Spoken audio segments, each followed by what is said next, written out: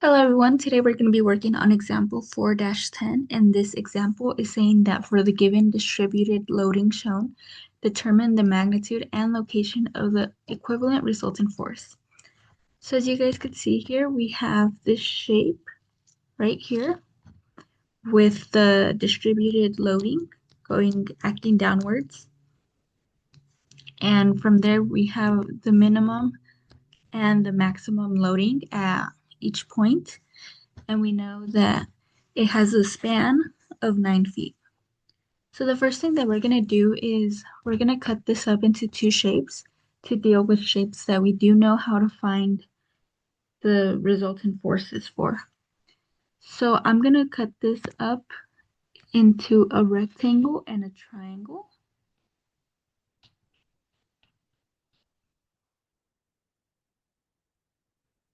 right here. So we're going to be finding that resultant of the triangle, and then we're going to be finding it for this rectangle at the bottom. So to find it for a triangle, you guys remember that an area of a triangle is 1/2 times the base times the height. So that's basically what we're going to be using for the triangle part. So R of 1 is equal to 1/2 times 9 feet times, and for the height for this part, the height is going to be 50 for the triangle because right here we have 100 pound-feet right here. But then from there we split that, as you could see, so it's not fully 100, but we do know that where we started the split of that triangle is 50 feet, so we just do 100 minus the 50 pound-feet, giving us 50 pound-feet. So the height is 50 pound-feet, and that should give you 225 pounds. Now for the rectangle part, we know that the area is just basically the base times the width. I mean base times height. So for R2, we have, we know that the height is the 50 pound-feet. So 50 pound-feet times 9 feet. And you should get that R2 is equal to 450 pounds.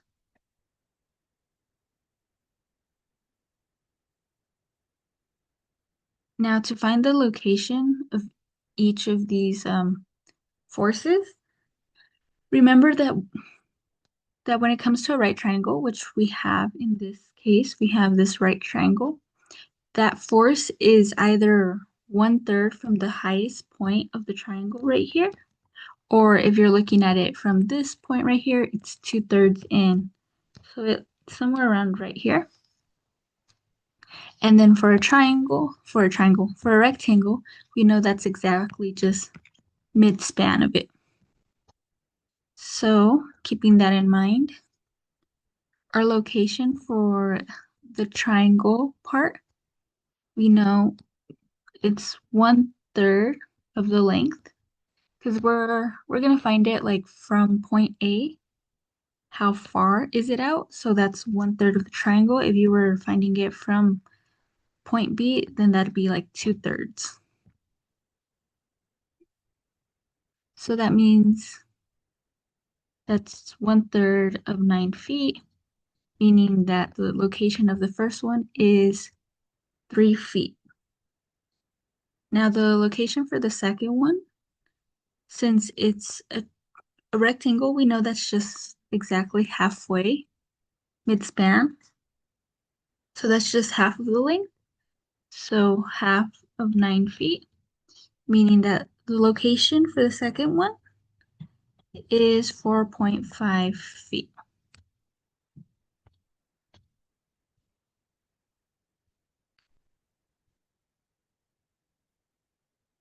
Now that we have these two informations, Now we can proceed to finding that equivalent resultant force. So our equivalent resultant force, F of R, is equal to just the sum of those two forces, so R1 plus R2. So 225 pounds plus 450 pounds, giving you that our resulting force is equal to 675 pounds acting downwards.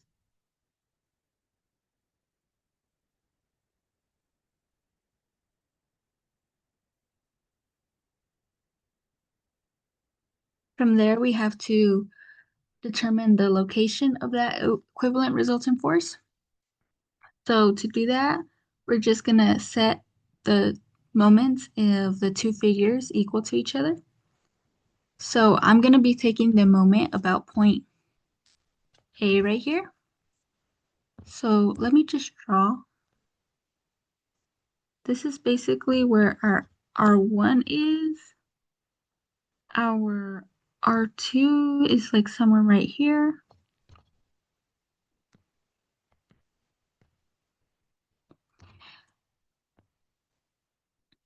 So as you guys could tell, they're both on the right side of this point, meaning that they're going to be creating clockwise moments, both of them, meaning they're both creating that negative moment, because remember from our sign conventions, counterclockwise is positive and clockwise is negative. So we know this is going to be creating that negative moment about point A.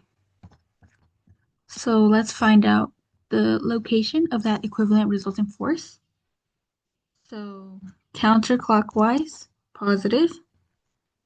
So the summation of the moment about point A is equal to, remember, it's creating that negative moment since it's on the right side, creating that clockwise moment, is equal to the resultant force. Remember that the moment is equal to the force times the distance.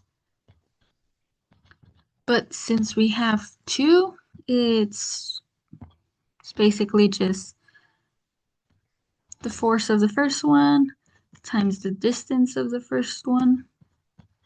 And then once again, the force of the second one times the distance of the second one. So now that we have that, so this is equal to this. And then from there, what we're going to do is we're just going to be moving this resultant force on the other side because we're trying to solve for that location of the resultant force. So if you were, so we started off with writing that the summation of the moment about point A is equal to the resultant force times its distance, as we know. But then from there, we wanted we want to find the location of it. So from there, what we did is we wrote it in terms of, well, the two forces that are making this resultant force. So then from there, we're basically just taking a look now at this part. And what we're gonna do is we're gonna rewrite this so that that location of that resultant force is on one side. So if we were to rewrite that, we would end up getting that our location of our resultant force is equal to R1 times X1 plus R2 X2 all over our resultant force.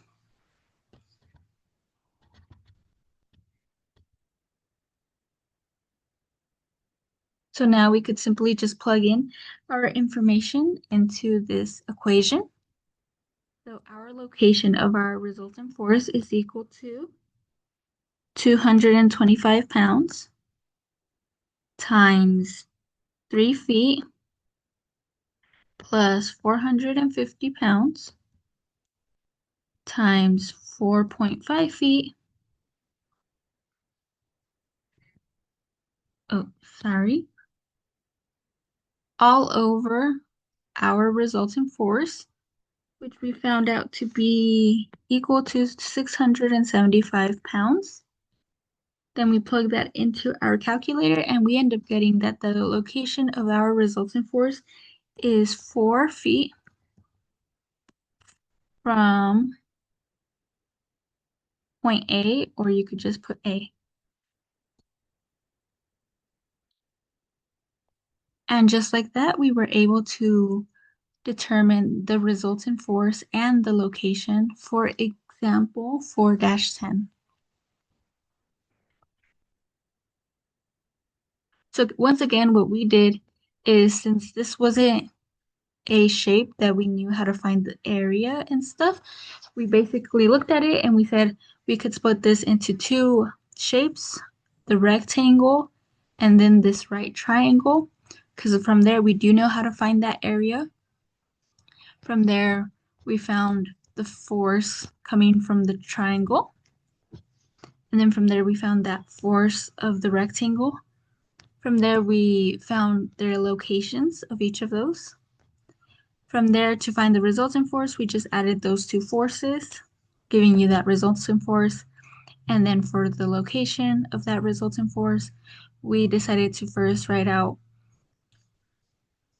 taking the moment about point A and then equaling that, rewriting that in a different terms, in a different type of way. And then from there, just writing that out to find that location of our resultant force. Thank you guys so much for watching this video. Please feel free to hit that thumbs up button. And if you guys would like to see more videos like this, please feel free to subscribe to our channel.